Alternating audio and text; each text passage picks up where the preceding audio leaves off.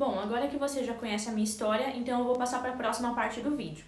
Nessa parte eu vou mostrar vários erros e sérias contradições nas doutrinas das Testemunhas de Jeová, além de várias coisas absurdas cometidas por essa organização que eles não querem que ninguém saiba. A começar por todas as vezes que a organização profetizou em nome de Deus e errou feio nas suas previsões, como em todas as vezes que eles determinaram datas para o fim do mundo. As Testemunhas de Jeová até hoje acreditam que todo o sistema mundial e todas as pessoas que não são Testemunhas de Jeová em breve vão ser destruídas em uma guerra de Deus que elas chamam de Armagedon, popularmente conhecida como fim do mundo. E que as Testemunhas de Jeová que se manterem fiéis a Deus, que eles chamam de Jeová, vão sobreviver ao Armagedon e vão viver para sempre em um paraíso aqui mesmo na Terra, conforme eles acreditam. Eles acreditam que a maior parte das Testemunhas de Jeová, que eles chamam de a grande multidão, vão passar a eternidade no paraíso aqui na Terra e que apenas 144 mil pessoas que foram compradas aqui da Terra vão para o céu reinar com Cristo sobre as pessoas que vão estar aqui na Terra. Até a década de 1930, mais ou menos, eles acreditavam que a maioria ou todas as Testemunhas de Jeová até ali iriam para o céu. Depois disso, começou a ser divulgado que a maioria das Testemunhas de Jeová vão viver no paraíso aqui na Terra. E essa, com certeza, é a maior expectativa de toda Testemunha de Jeová. Eles acreditam que nesse paraíso não vão mais existir pessoas ruins, nem maldade, nem nenhum tipo de sofrimento, como doenças, fome. Até mesmo as pessoas idosas vão voltar a ser jovens, ninguém mais vai morrer. E as pessoas que já morreram vão ser ressuscitadas para viver para sempre nesse paraíso, de acordo com as Testemunhas de Jeová. Pensando nisso, por diversas vezes, a organização das Testemunhas de Jeová estabeleceu datas em que eles diziam que ia acontecer tudo isso. A liderança dessa organização sempre interpretava à sua maneira alguns versículos específicos da Bíblia que justificassem as suas doutrinas. Por exemplo, ainda no século XIX, na época em que essa religião surgiu lá nos Estados Unidos, eles diziam que Jesus havia voltado em 1874 e que haviam chegado os tempos de restauração de todas as coisas. Aí diziam que em 1878 Jesus assumiria o poder como o rei do reino de Deus e naquele ano eles receberiam a sua recompensa no céu, já que naquela época eles acreditavam que todos eles iriam para o céu. Já no início do século XX, eles profetizaram uma nova data para o fim do mundo, que era 1914. Eles diziam que Jesus retornaria naquele ano e os levaria para o céu, e que naquele ano haveria o início do reino do Messias no mundo. Inclusive, o próprio Russell, que foi o fundador da religião das Testemunhas de Jeová, ele publicou que a expectativa deles é que naquele ano as instituições mundiais teriam o seu fim.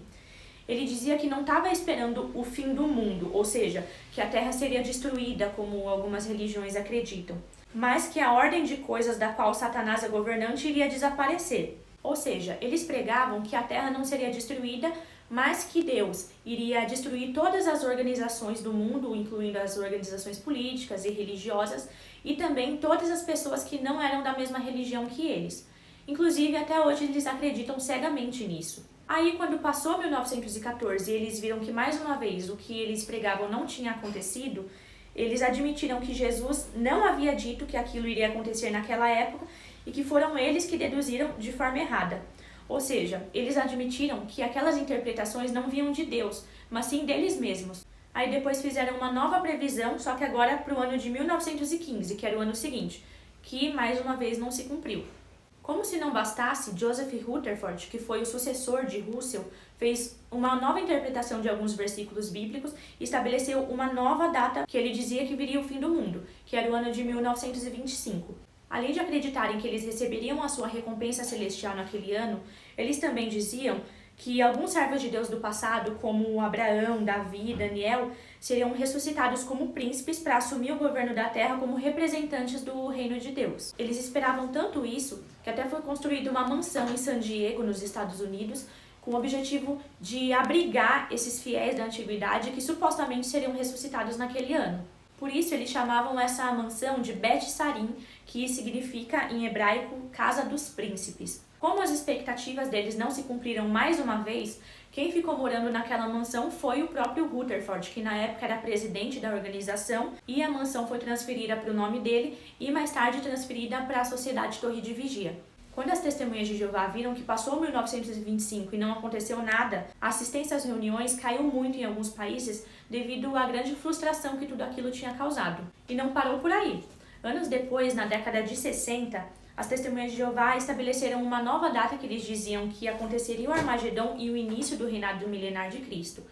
Essa data seria o ano de 1975. Em 1967, por exemplo, foi publicada na principal revista das Testemunhas de Jeová, que é a revista Sentinela, que naquele ano eles já viviam na parte final dos tempos. A expectativa era tão grande que muitos fiéis venderam suas casas, seus negócios e seus bens para dedicar a vida no serviço de pioneiro. Um pioneiro dedica a maior parte do seu tempo e às vezes até da sua vida pregando. E muitos naquela época abandonaram tudo que eles tinham para viver uma vida dessa forma, porque eles acreditavam que o Armagedon chegaria em pouco tempo e que gastar a maior parte do seu tempo nas atividades da religião seria a melhor forma de passar os seus últimos anos nesse mundo. Naquela época, meu pai era adolescente. Ele conta que a expectativa de todas as Testemunhas de Jeová para que acontecesse tudo aquilo era muito grande. Ele conta que naquela época a organização incentivava os fiéis a não terem filhos, nem comprarem casas, nem carros, nem estudarem, nem aprenderem uma nova profissão, nem pagarem o INSS. Tudo porque supostamente o Armagedon estaria às portas e não valia a pena investir nessas coisas, já que no paraíso não precisaria de nada disso. Ele também conta que muitos fiéis doaram suas casas, seus carros e seus bens e doaram tudo para a torre de vigia. Além disso, o irmão do meu pai faleceu em um acidente em 1972 e ele conta que as outras pessoas da religião ficavam falando para ele e para a família dele não ficarem chorando, porque logo em 1975 o irmão dele seria ressuscitado no paraíso e eles poderiam reencontrá-lo. Ele conta que quando passou o ano de 1975 e mais uma vez nada aconteceu, no ano seguinte teve uma assembleia, que é um grande evento que reúne milhares de pessoas, onde tiveram discursos falando para os membros não ficarem tristes, porque tudo acontecia no tempo de Jeová, e que se Jeová ainda não teria trazido o Armagedon, era porque ele estava dando chance para as pessoas no mundo se arrependerem e se tornarem testemunhas de Jeová. E aí incentivaram seus fiéis a se tornarem pioneiros e a pregarem cada vez mais. Quando passou o ano de 1975, é claro que a decepção dos fiéis foi muito grande, mais uma vez. Tanto que algum tempo depois foram publicadas algumas matérias dizendo para os fiéis não focarem em nenhuma data e que eles deveriam reajustar o seu ponto de vista. Eles inclusive admitiram que não foi a Bíblia que errou, e sim que essas previsões foram baseadas nas suas próprias interpretações. Eles até citaram um versículo bíblico que diz o seguinte: não vos cabe obter conhecimento dos tempos ou das épocas que o Pai tem colocado sob a sua própria jurisdição. E disseram que é impossível calcular de antemão quando iria acontecer o fim do mundo. Mas, pelo visto, eles só descobriram a existência desse versículo naquela época, uns 100 anos depois que aquela religião havia sido criada e depois de várias tentativas frustradas de prever uma data para o fim do mundo. Como eles não viram esse texto antes? Depois de todas essas tentativas fracassadas de tentar prever uma data para o fim do mundo, e depois que muitos fiéis estavam ficando revoltados e abandonando a religião, eles decidiram parar de tentar prever uma data para o fim do mundo. Depois do fiasco que foi a previsão de 1975, no final daquele ano foi publicada uma matéria dizendo que, segundo a Bíblia, Jesus havia dito que ninguém, nem mesmo ele, sabia qual seria o dia e a hora em que viria o fim do mundo.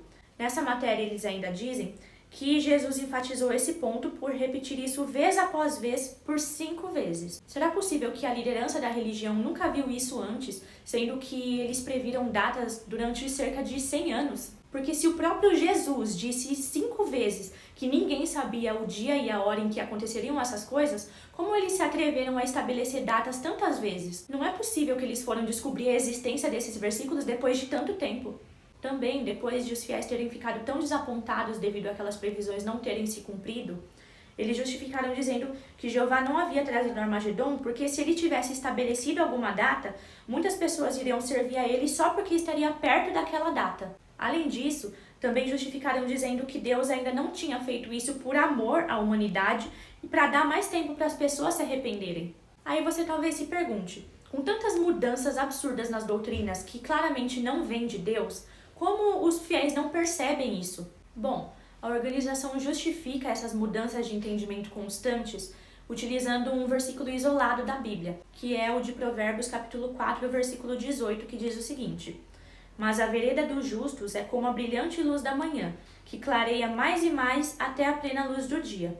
Então, sempre que acontece uma mudança em algum entendimento, eles justificam usando esse texto da Bíblia como se a mudança tivesse vindo de algum esclarecimento fornecido por Deus. Eles chamam esses novos entendimentos de novas luzes. Eles dizem, com base nesse texto, que a luz clareia mais e mais, mas essa luz aí tá piscando mais e mais. Parece aquele filme Karate Kid. Bota casaco, tira casaco, cada hora é uma coisa diferente. Mas pensa bem, se essa organização fosse realmente guiada por Deus, será que os seus conceitos, as suas doutrinas, mudariam constantemente conforme mudam os líderes da religião? Porque as suas doutrinas mudam de acordo com a interpretação de quem está na liderança no momento. Por exemplo, tinha coisas que eram pregadas pelo fundador dessa religião, que era o Russell, que o sucessor dele, o Rutherford, não concordava porque a interpretação dele era diferente, e aí ele acabou mudando esses conceitos. Por exemplo, Russell, que foi o fundador dessa religião, achava que a pirâmide de Gizé no Egito era uma coluna mencionada na Bíblia. Ele até dizia que o comprimento de algumas passagens dessa pirâmide indicava o tempo do começo da grande tribulação e de quando eles iriam para o céu. Já o sucessor de Russell, que foi o Rutherford, ele discordava disso e publicou na revista da época que dizia que a pirâmide tinha origem demoníaca e que era símbolo do mundo de Satanás. E foi assim ao longo de toda a história dessa religião. Tem coisas que os posteriores líderes não concordavam, que aí eles interpretavam de uma forma diferente e mudavam esses conceitos ao longo do tempo. Aí, para justificar essas mudanças, eles dizem que Deus está revelando essas coisas de forma progressiva, sendo que, na verdade, eles mesmos admitem que eles não recebem revelações da parte de Deus e que as suas interpretações não são perfeitas e são suscetíveis a erros. Mas a própria Bíblia mostra que todas essas interpretações nunca vieram de Deus. Por exemplo, no texto de Deuteronômio, o capítulo 18, versículos do 20 ao 22, diz o seguinte: Se um profeta presunçosamente falar em meu nome alguma palavra que eu não lhe mandei falar, ou falar em nome de outros deuses, esse profeta deverá morrer. Mas talvez você diga no seu coração: Como saberemos que Jeová não falou essa palavra? Quando o profeta falar em nome de Jeová, e o que ele disser não acontecer nem se cumprir, então Jeová não falou aquela palavra. O profeta a falou presunçosamente. Você não deve ficar com medo dele. Ou seja, a própria Bíblia mostra que se uma pessoa falar alguma coisa em nome de Deus e isso não se cumprir, então aquilo não vem de Deus. Com tantos erros, e já que eles estavam sendo acusados de serem falsos profetas, alguns anos depois eles publicaram em uma revista Despertai, onde eles citam pessoas de outras religiões que também fizeram previsões de datas e que supostamente viria o fim do mundo. E nesse artigo eles admitem que o que eles mesmos publicam, como essas previsões das datas do fim do mundo, não vem de Deus, mas sim das suas próprias interpretações. Eles dizem o seguinte: alguns fazem predições espetaculares do fim do mundo para atrair atenção e adeptos, mas outros, no caso eles se referem a eles mesmos, convencem-se sinceramente de que suas proclamações são verídicas. Enunciam expectativas à base de sua própria interpretação de algum texto bíblico ou acontecimento físico. Não alegam que suas predições sejam revelações diretas de Jeová e que, nesse sentido, profetizam em nome de Jeová. Assim, nesses casos, quando suas palavras não se cumprem, eles não devem ser encarados como falsos profetas, como aqueles contra os quais se adverte em Deuteronômio 18, do 20 ao 22. Devido à falibilidade humana, eles interpretaram mal as coisas. Eles reforçam essa ideia em uma outra parte dessa publicação, que diz o seguinte: as testemunhas de Jeová, devido ao seu anseio pela segunda vinda de Jesus, sugeriram datas que se mostraram incorretas. Por isso, há quem a chame de falsos profetas. No entanto, nunca nesses casos presumiram que suas predições eram feitas no nome de Jeová. Nunca disseram: estas são as palavras de Jeová. A Sentinela, publicação oficial das Testemunhas de Jeová, já disse: não temos o dom da profecia. Nem desejamos que os nossos escritos sejam reverenciados ou considerados infalíveis. A Sentinela disse também que terem alguns o Espírito de Jeová não significa que os que servem agora como testemunhas de Jeová são inspirados. Não significa que os escritos nesta revista Sentinela são inspirados e infalíveis e sem erros. A Sentinela não se diz inspirada em suas pronunciações nem é dogmática. Os irmãos que preparam essas publicações não são infalíveis. Seus escritos não são inspirados assim como eram os de Paulo e dos outros escritores bíblicos. E assim, às vezes, tornou-se necessário corrigir conceitos conforme o entendimento se tornou mais claro. Eles dizem isso para tentar justificar os seus erros, mas acabam dando um tiro no próprio pé, porque eles acabam admitindo que essas interpretações não vêm de Deus, e sim de interpretações humanas e falhas. Além disso, o próprio corpo governante admite que eles não são inspirados pelo Espírito Santo, conforme mostra o vídeo que eu vou mostrar a seguir. No primeiro século, Jeová usou seu espírito para direcionar o corpo governante e até os inspirou a registrar certas coisas. Hoje, o corpo governante não é inspirado, mas ainda é guiado pelo Espírito de Jeová. Nós reconhecemos a liderança de Cristo quando nos sujeitamos ao corpo governante e cooperamos com eles e com os outros superintendentes. Bom, no vídeo eles dizem que eles não são inspirados pelo Espírito Santo, mas que são guiados por ele, e que os fiéis devem se sujeitar ao corpo governante. Mas se eles realmente fossem guiados pelo Espírito Santo, será que haveriam tantos erros e tantas contradições nas suas doutrinas? A própria revista publicada pela organização Responde diz o seguinte: o Espírito Santo de Deus, quando derramado sobre o restante do Israel espiritual, que eles dizem que são as testemunhas de Jeová, só pode causar ou induzi-lo a profetizar ou pregar a verdade do próprio Deus. Note o ponto. O Espírito de Deus não permitiria ninguém profetizar falsamente, pregar mentiras e erros sob o disfarce da religião. Ou seja, se a organização das Testemunhas de Jeová e o corpo governante realmente fossem guiados por Deus e pelo Espírito Santo, jamais poderiam acontecer esses erros e essas contradições que eu já mostrei para vocês e também outras que eu ainda vou mostrar. Então, eles dizem que eles nunca profetizaram em nome de Jeová, ou seja, eles dizem que eles não são profetas de Deus. Mas em outras publicações eles disseram o contrário. Em uma revista Despertai, eles já disseram que profeta significa alguém que fala por outrem, especialmente amando de Deus, e que todas as testemunhas de Jeová são profetas. Em outra publicação, eles dizem que Deus tem um profeta para declarar coisas futuras e que esse profeta são as testemunhas de Jeová. Eles também já disseram que atualmente Deus tem uma organização profética, assim como nos dias da primitiva congregação cristã, e que esses profetas são designados como escravo fiel e discreto, que é como é chamado o corpo governante. O corpo governante é um pequeno grupo composto atualmente por 8 homens, que são os principais líderes da religião das Testemunhas de Jeová. Eles ficam lá nos Estados Unidos e são os principais responsáveis por tudo o que acontece na organização, incluindo a determinação das doutrinas das Testemunhas de Jeová. Então, sim, as Testemunhas de Jeová se consideram como profetas e falam em nome de Deus. Com tantos erros e com a própria organização admitindo que o que eles publicam não vem de Deus e sim de suas próprias interpretações, você acha que você ainda deve continuar confiando nessa organização? Se você acha que sim, preste atenção nas próximas revelações. Aí tem pessoas que dizem assim: mas as Testemunhas de Jeová são o que mais se aproximam da verdade. Do que você aprendeu que é verdade, porque você não conheceu nada além daquilo. Então, para você, é claro que a única coisa que você conhece vai ser a verdade. Aí talvez você diga: mas tem coisas que as Testemunhas de Jeová disseram que realmente aconteceu. Mas tem pessoas no mundo, como por exemplo, pessoas que se dizem videntes ou pessoas de outras religiões, que preveem coisas que vão acontecer, como por exemplo, através de sonhos, e essas coisas realmente acontecem, mas aí vocês dizem que foi o diabo que contou, né?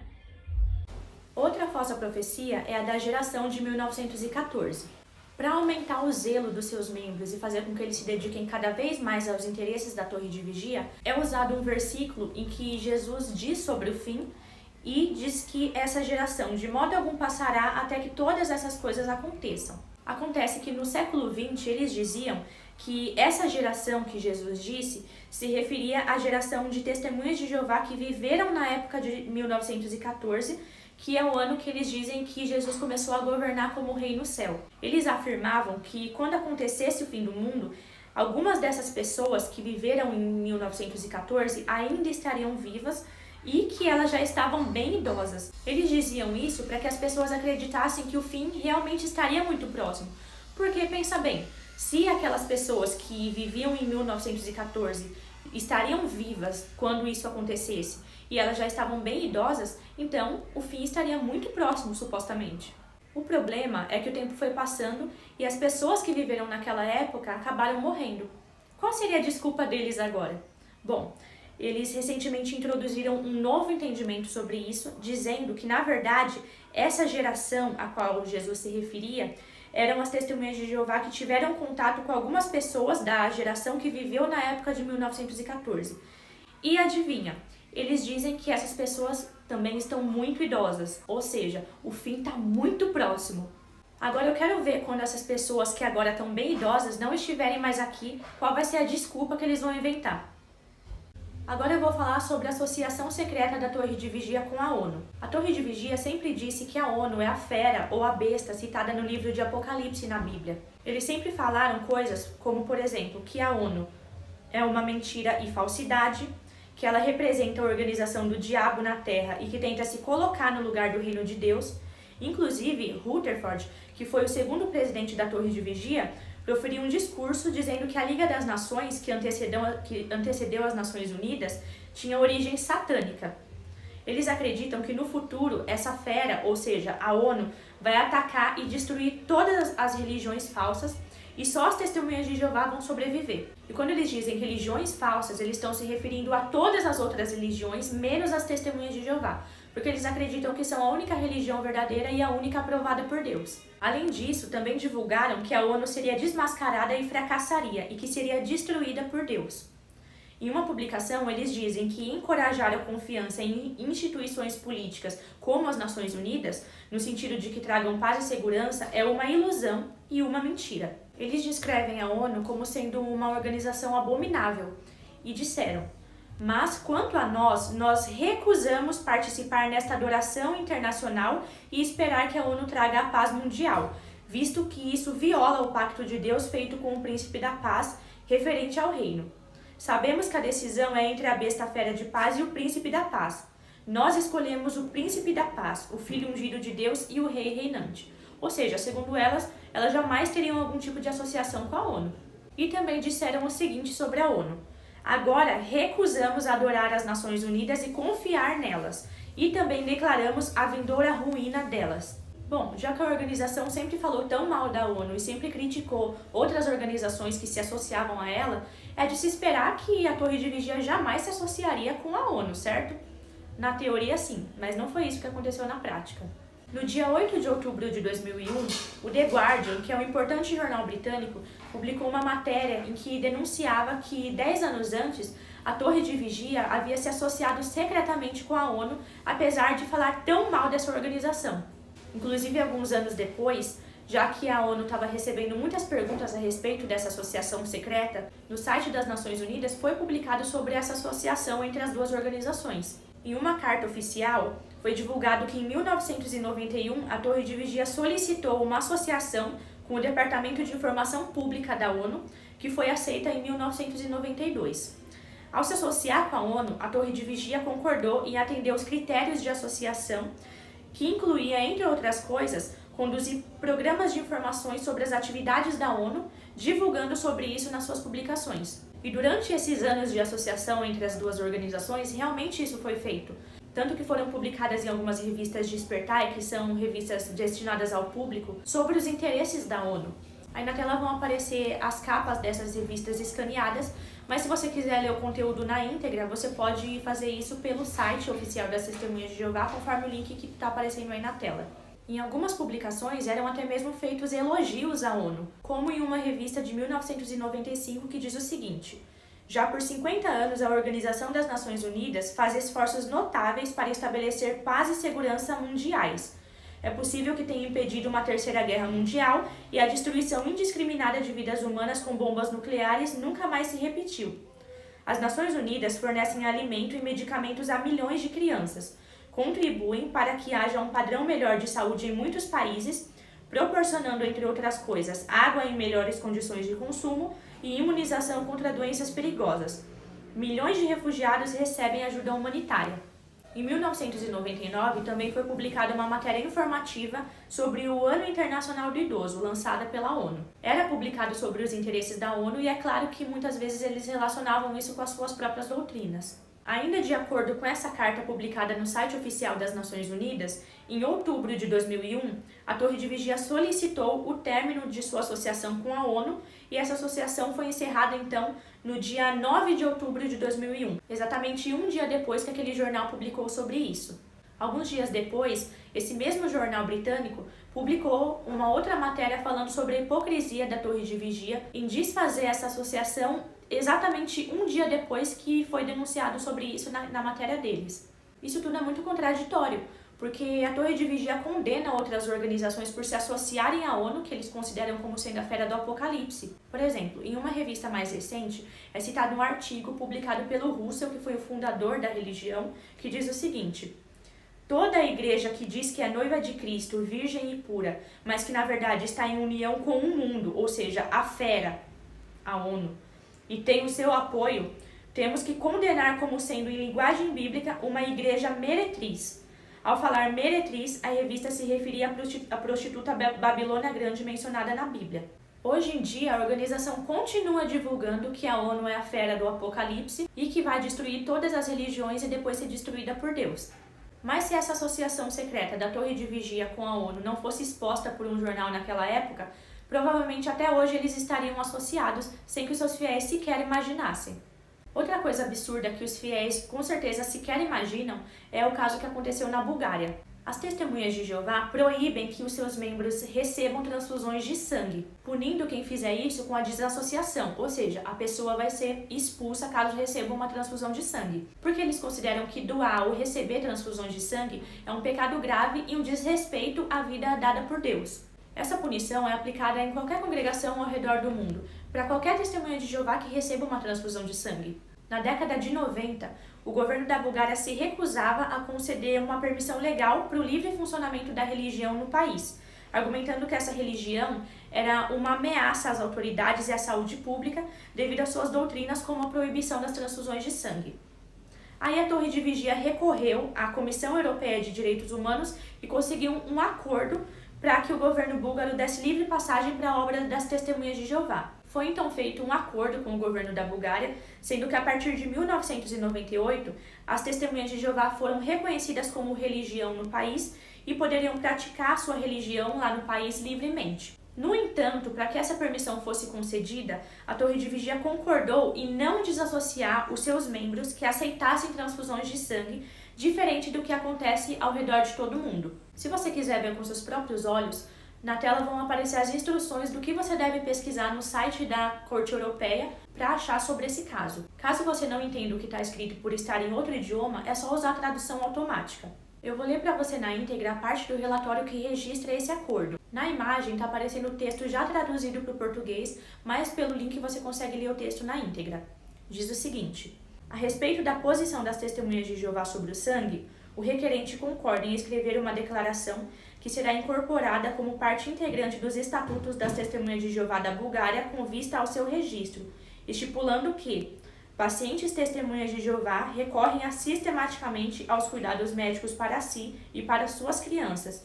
Cabe a cada um deles usar seu livre-arbítrio sem qualquer controle e sanção por parte do requerente. Ou seja, aqui a Torre de Vigia concorda em não aplicar qualquer tipo de controle e sanção, ou seja, nenhum tipo de punição, como a desassociação, aos seus membros que optarem por tratamentos médicos contrários às doutrinas das Testemunhas de Jeová, como as transfusões de sangue, em troca de serem reconhecidos como religião no país. Bom, a organização diz que não muda suas doutrinas de acordo com as circunstâncias e até critica outras religiões que fazem isso, mas pelo visto isso é só da boca para fora.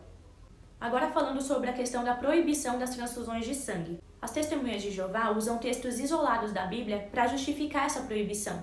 No passado, os cristãos não podiam comer ou beber sangue animal, e as Testemunhas de Jeová acreditam que receber sangue através das veias seria o mesmo que comer sangue. Por isso, elas são proibidas de doar ou receber transfusões de sangue. Elas acreditam que estariam violando a lei de Deus se aceitassem esse tipo de procedimento, e também consideram pecado usar o sangue para preservar a vida. Elas dizem que as transfusões de sangue são táticas que Satanás usa para levar as pessoas a desobedecerem a Deus. Só que a Torre de Vigia criou suas próprias doutrinas com base nisso. Um dos argumentos que eles usam para convencer seus membros que as transfusões de sangue são perigosas é que esse tipo de procedimento pode transmitir doenças como hepatite ou AIDS. Eles acreditam que devem recusar o sangue a qualquer custo, mesmo que isso custe a sua vida. Eles dizem que se a pessoa morrer por não ter recebido uma transfusão de sangue, por ter morrido fiel a Deus, essa pessoa vai ser ressuscitada no paraíso. Até os pais se convencem disso ao recusar transfusões de sangue aos seus filhos, mesmo que isso leve eles à morte. Mas se a pessoa aceitar uma transfusão de sangue desobedecendo às regras da religião e sobreviver, aí a pessoa teoricamente teria desobedecido a Deus e poderia perder a vida eterna. As testemunhas de Jeová não podem sequer aceitar transfusão de sangue para os seus animais de estimação, porque eles consideram isso como uma violação da lei de Deus. As testemunhas de Jeová são proibidas de aceitar transfusões de sangue total ou de qualquer um dos seus 4 componentes principais, que são os glóbulos vermelhos, glóbulos brancos, plaquetas e plasma. Caso a sua consciência permita, elas podem aceitar frações que são derivadas de um desses 4 componentes. Mas, por exemplo, se você pegar uma maçã e dividir as partes dela, dividir a casca, a polpa, as sementes, aquelas partes vão deixar de ser maçã? Não, elas só estão separadas, mas elas não deixaram de ser maçã. Além disso, se você procurar em qualquer dicionário, você vai ver que fração é uma parte de um todo. Por exemplo, se você pegar uma fruta e dividir ela em 4 partes, cada uma dessas partes vai ser uma fração. Levando isso para a questão do sangue, onde são proibidos os 4 componentes principais do sangue, teoricamente, esses componentes já são frações, porque esses 4 componentes já são as partes de um todo, que é o sangue total. No passado, além do sangue total, as frações de sangue também eram completamente proibidas. Hoje em dia, aceitar frações de sangue já é uma questão de consciência, ou seja, é permitido. Eles dizem que a lei de Deus não pode ser alterada para se adaptar a conceitos que sempre mudam. Mas não são as crenças deles que mudam toda hora, incluindo na própria questão do sangue, onde no passado as frações eram proibidas e hoje já podem ser aceitas. Bom, então as testemunhas de Jeová não podem aceitar transfusões de sangue total ou de qualquer um dos 4 componentes principais do sangue, que são os glóbulos vermelhos, glóbulos brancos, plaquetas e o plasma. Mas aí existe uma contradição gigantesca. As próprias publicações da Torre de Vigia mostram que o plasma constitui de 52% a 62% do sangue total. Ou seja, mais da metade do sangue total é constituído pelo plasma. E o plasma é constituído por cerca de 92% de água, ou seja, quase o plasma todo é constituído por água. O restante, num total de apenas 7% do plasma total, é constituído por algumas proteínas, como as albuminas, que constituem 4% do plasma, as globulinas, que constituem 3%, e o fibrinogênio, que constitui menos de 1% do plasma. E cerca de apenas 1% do plasma é constituído por algumas substâncias, como vitaminas e nutrientes. A grande questão é que a Torre de Vigia proíbe seus membros de aceitarem o plasma total, mas permite aceitar as proteínas do plasma, que correspondem a cerca de 7% do plasma apenas. Ou seja, se o plasma total, que é composto de mais de 90% de água, é proibido, mas essas proteínas, que constituem apenas 7% do plasma, são permitidas, então o que é proibido, na verdade, é água. O resto do plasma é permitido. Outro ponto que as testemunhas de Jeová sempre argumentam é que as frações são permitidas, porque esses componentes são frações muito pequenas. Mas esse não é um argumento válido, porque, por exemplo, as albuminas, que são um componente do plasma, que correspondem a 4% do sangue total, são permitidas. Enquanto isso, outros componentes, como os glóbulos brancos e as plaquetas, que correspondem a menos de 1% do sangue total, são proibidos. Ou seja, a albumina, que pode ser aceita, corresponde a uma porcentagem do volume de sangue maior do que os outros componentes que são proibidos, como os glóbulos brancos e as plaquetas, por exemplo. Agora falando sobre o transplante de órgãos. Na década de 60, a Torre de Vigia proibia totalmente o transplante de órgãos, afirmando que essa prática seria o mesmo que canibalismo. Também alegavam que pacientes que haviam sido submetidos a esse tipo de procedimento apresentavam problemas psiquiátricos acima da média. Eles citam até casos de pessoas que receberam algum órgão e passaram a adotar a personalidade do doador. Para eles, na época, o transplante de órgãos era um pecado tão grave que, se uma testemunha de Jeová morresse, os parentes teriam que se certificar de que os seus órgãos não seriam doados. Anos depois, eles voltaram atrás e decidiram que o transplante de órgãos era uma questão de consciência, ou seja, passou a ser permitido. Agora imagina quantas pessoas, quantas crianças morreram durante esse período que o transplante de órgãos era proibido. Você acha que, se essa fosse realmente uma organização de Deus, ele permitiria que tantas pessoas morressem para só depois revelar qual era o conceito correto sobre isso?